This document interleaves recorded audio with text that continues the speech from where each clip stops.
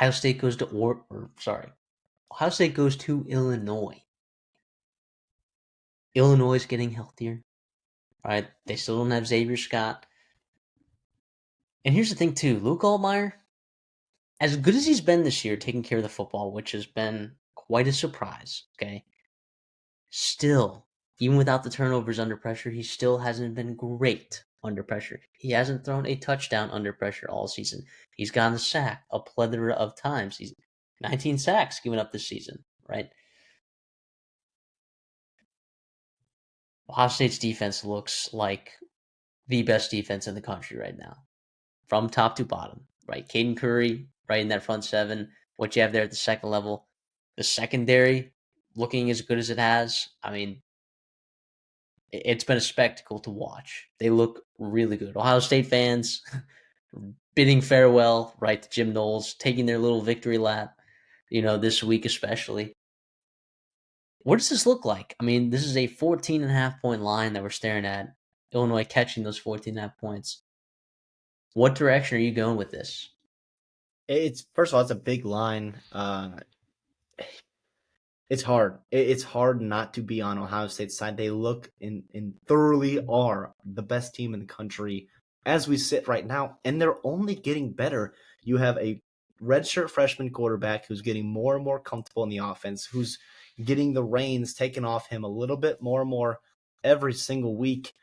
He already has experience going on the road to Washington. You have Bo Jackson, a true freshman running back, and he's also getting more and more comfortable in this offense. That wide receiver core is getting unleashed. Obviously, in defense, not only do you talked about Patricia and what they're doing schematically, but guys that are like getting real playing time and really getting into their roles and playing great football with extremely talented team up and down this roster. I mean, every time you turn on Ohio State, they just seem to impress you just a little bit more and in different ways. It's incredible. And for Illinois, they're a hard team to get a beat on. They really are. You saw it, what happened with Indiana. That's looking like more of a fluke than obviously a realistic outcome. 50 points typically never really is a realistic outcome between a couple of conference opponents, especially a team that's ranked one in Illinois, one that was supposed to be fighting for a playoff spot. And then you go on the road and Purdue, not that they hung in there, but for Purdue standards, they kind of did.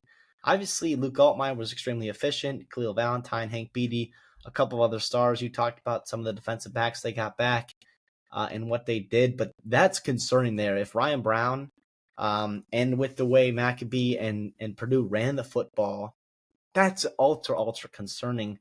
Obviously, Illinois at home has been a different football team. We saw what happened with USC. I don't know, man. I think Ohio State's a wagon. At some point, they're going to get tested. At some point, a team is going to punch them in the mouth and give them a 4-quarter football game. I don't quite see it being here for Illinois. I like Ohio State, and I'll take the points with 14.5. I mean, they got that 4-quarter battle in the first game of the season. Yes. With your redshirt sophomore quarterback's first start ever. And he did enough, And also, here's what I look at too. When you're going on the road, all right, what are things that you have to do well? Okay, you have to run the ball well. Generally, you don't have to, but that is a good sign. Check.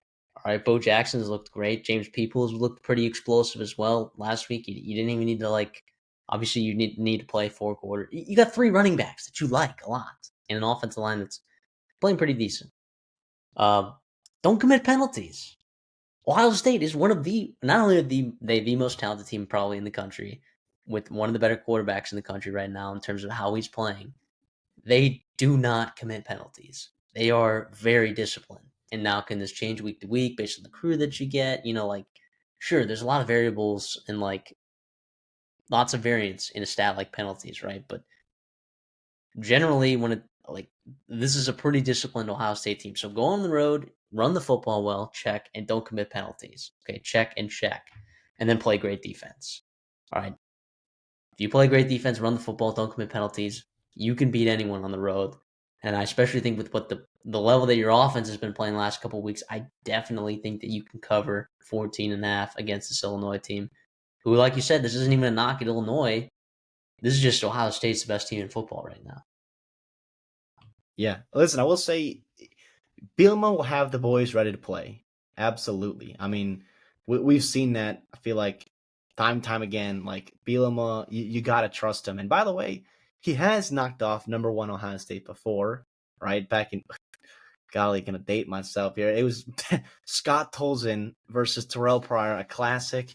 Yeah, John Clay and James White, couple of studs for Wisconsin, and getting that win there, and that was at home, so it can be done. Obviously, that don't mean anything for this game here. Just wanted to throw that in there for some nostalgic Big Ten fans. But yeah, I mean, this is a massive game. I think for Illinois to try to continue to write their season, and if you're Ohio State, just survive, man. Just survive. Keep winning. Keep getting better and stay healthy.